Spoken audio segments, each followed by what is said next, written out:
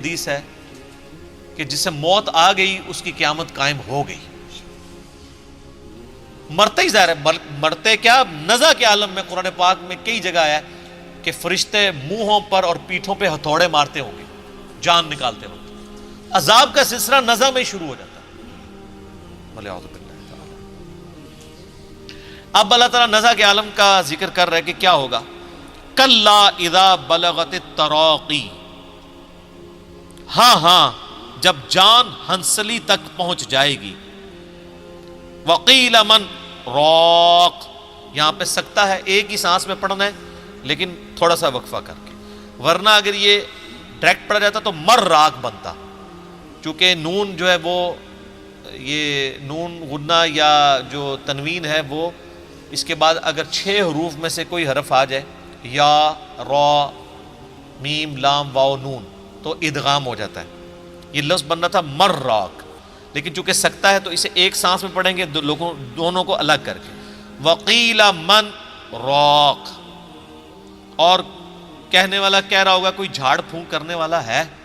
یعنی اللہ تعالیٰ ہمارا جب روح نکل کے یہاں گلے میں پہنچے گی، نزع کا عالم ہوگا، تو اس وقت لوگ کہہ رہے ہوں گے کوئی ایسا بندہ تلاش کرو کہ پھونک مارے، کوئی دم کرواؤ، کسی طریقے بندہ بچ جائے. تو کچھ بھی نہیں ہو سکے گا. کوئی دنیا کا طبیب موت تو نہیں ٹال سکتا، کوئی دعا موت نہیں ٹال سکتی. موت ایک ایسی حقیقت ہے جو انبیاء سے بھی ٹلنے والی نہیں. کل نفس ذائقۃ الموت، ہر جان کو، جس کے اندر بھی روح یا جان ہے، موت کا مزہ چکھنا ہے. بخاری مسلم میں حدیث ہے، اما عائشہ کہتی ہیں کہ نبی علیہ السلام اپنے صحت کے دنوں میں کہا کرتے تھے کہ اللہ تعالیٰ کسی نبی کو اس وقت تک موت نہیں دیتا جب تک کہ اسے جنت دکھا نہ دے، اور پھر اسے اختیار دیتا ہے کہ چاہے وہ دنیا میں رہے چاہے اللہ کی طرف جانے کو اختیار کرے. تو کہتے ہیں میں یہ اکثر حدیث سنتی تھی، اور جب آپ علیہ السلام پہ نزع کا عالم طاری ہوا تو آپ علیہ السلام بار بار یوں نگاہ اوپر اٹھاتے تھے، تو مجھے لگا کہ یہ وہ وقت ہے کہ نبی علیہ السلام کو یہ آفر کی جا رہی ہے. بلکہ اس سے پہلے ہی بخاری میں آتا ہے کہ نبی علیہ السلام نے ایک دن یعنی خطبہ دیا، اس میں آپ علیہ السلام نے وہ سورت پڑھی، اذا جاء نصر اللہ والفتح ورأیت الناس يدخلون فی دین اللہ افواجا. یہ آپ نے پڑھ کے آپ نے فرمایا اللہ تعالیٰ نے ایک بندے کو اختیار دیا تھا ایک جنرل بات کی، XYZ، کہ چاہے تو اس دنیا میں رہے اور چاہے اللہ کے پاس چلا جائے. تو اس نے اپنے رب کو اڈاپٹ کیا. تو صحابہ کرام کہتے ہیں کہ ہم لوگوں نے تو اس تقریر کو حضور کی کیجول لیا، لیکن سیدنا ابوبکر نے رونا شروع کر دیا. تو صحابہ کہتے ہیں ہم دل میں سوچ لگے کہ اس بوڑھے کو کیا ہوا ہے، حضور نے کون سی ایسی بات کی ہے. لیکن سیدنا ابوبکر بہت سمجھدار تھے، انہیں بات سمجھ آ گئی تھی کہ نبی علیہ السلام اپنی بات کر رہے ہیں، اب آپ زیادہ عرصہ ہم میں نہیں رہیں گے.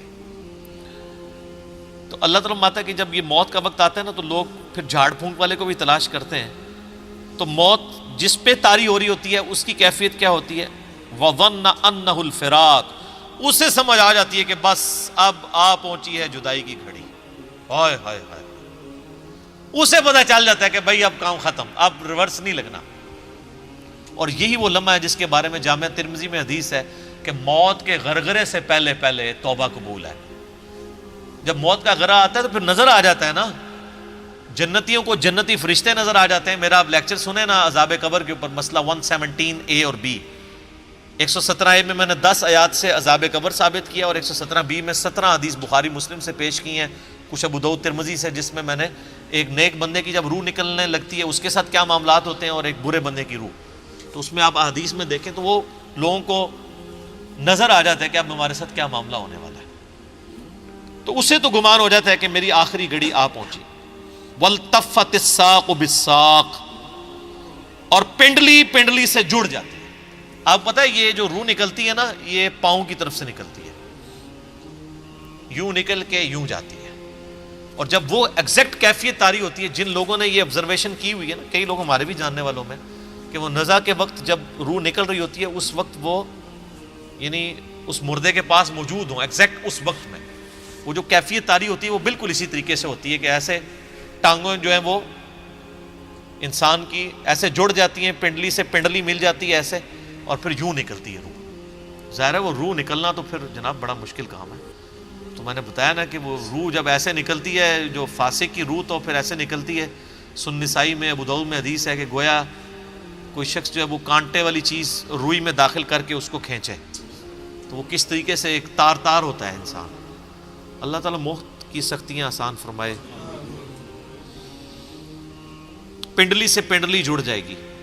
الی ربک یومئذ المساق, اب تمہارے رب کی طرف کوچ کا وقت آ چکا. یعنی اللہ تعالیٰ فرماتا ہے جب یہ حالت ہوگی تو انسان کو پتہ چل جائے گا اب میں اپنے رب کے حضور پیش ہوں گا. اب اگر تو وہ شخص گناہگار ہے تو اس کے ساتھ کیا معاملہ ہونے والا ہے. فلا صدق ولا صلی, نہ تو نے تصدیق کی اور نہ نماز پڑھی, یعنی سچائی کی تصدیق نہیں کی, پیغمبروں کی باتوں کو سیریس نہیں لیا, خدا کے لیے نماز نہیں پڑھی. ولیکن کذب وتولی, بلکہ تو حق جھٹلاتا رہا اور منہ پھیرتا رہا. ثم ذهب الى اهله يتمطى, اور تو بڑے نخرے کے ساتھ اپنے گھر والوں کی طرف لوٹتا رہا.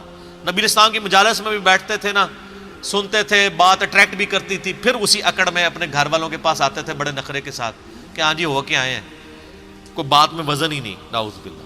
اولا لک فاولا, تیری خرابی آ لگی ہے تیری خرابی. ثم اولا لک فاولا, تیری خرابی کا وقت آ چکا, پھر تیری خرابی کا وقت آ چکا. یہ 4 دفعہ ہے کہ آپ خیر منا لیں. یہ آیات آپ دیکھیں کیا ہیں, اور ہمارے جو علماء کرام ہیں وہ ان آیات کے ساتھ کیا کرتے ہیں. وہ انور شاہ کشمیری آپ کو پتا ہے بہت بڑے دیوبندی عالم دین تھے اور محدث بھی تھے. ان کے بیٹے جو ہیں عتیق الرحمان شاہ صاحب, جو آج سے 10 12 15 سال پہلے اہل حدیث ہو گئے, پڑھے ہوئے وہ دیوبندیوں کے مدرسے سے تھے. تو وہ اپنے دیوبندی مفتی کے بارے میں بتانے لگے, جس کے بارے میں میرا بھی کلپ ہے, وہ نام لینے کی ضرورت نہیں کیونکہ اب ہم نے وہ پالیسی چینج کی, آپ کو پتہ چل جائے گا. عبدالستار عیدی صاحب کے بارے میں جنہوں نے گندی گندی باتیں کی تھی, تو میں نے پھر انہی کی گندی گندی باتوں میں سے الفاظ چن کے ان کو اسی طرح کا جواب دیا تھا, اچھا کر کے. تو اسی مفتی کے بارے میں وہ خود سناتے ہیں کہ جب ہم ان کے پاس پڑھتے تھے تو ہم ان کو کہتے تھے کہ 4 اماموں کا ذکر قرآن میں کہاں ہے. قرآن تو کہتا ہے کہ امام تو پیغمبر ہے, سورہ بنی اسرائیل میں بھی آتا ہے کہ وقت کا پیغمبر جو ہے اس کے ساتھ اٹھایا جائے گا. سورہ بقرہ میں بھی, سورہ نساء میں بھی, ہر شخص جو ہے اپنے امام کے ساتھ, امام سے مراد یا نامہ اعمال ہے یا اس کا لیڈر ہے. نبی الاسلام ہی گواہ امت کے خلاف گواہی دیں گے یا امت کے حق میں. تو کہتے ہیں وہ یہ آیت پڑھتے تھے, یہ قرآن میں 4 اماموں کا ذکر ہے. اولا لک فاولا ثم اولا لک فاولا, وہ کہتے ہیں یہ پہلا اولا جو ہے امام حنیفہ ہے, دوسرا اولا سر آس رہے ہو تسی علماء سے پوچھ کے, پوچھ جے. ایک ذمہ دار دیوبندی عالم بتا رہا ہے جس نے خود پڑھا ہوا ہے, وہ کہتا ہے وہ یہ آیت پڑھتے تھے کہ یہ 4 اماموں کا پہلا اولا جو ہے وہ امام حنیفہ ہے, دوسرا امام مالک ہے, تیسرا امام شافعی اور چوتھا امام احمد بن حنبل.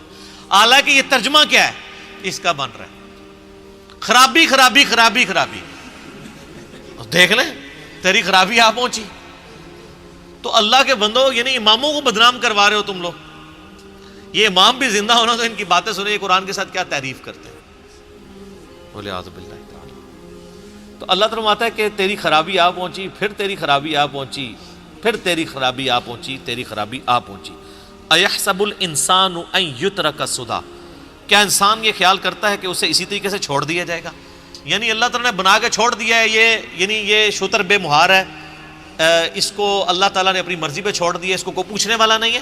افحسبتم انما خلقناکم عبثا, کیا تو نے یہ گمان کیا کہ ہم نے تجھے فضولی پیدا کر دیا اور تجھے لوٹ کے ہماری طرف نہیں آنا. یہ وہی چیز ہے.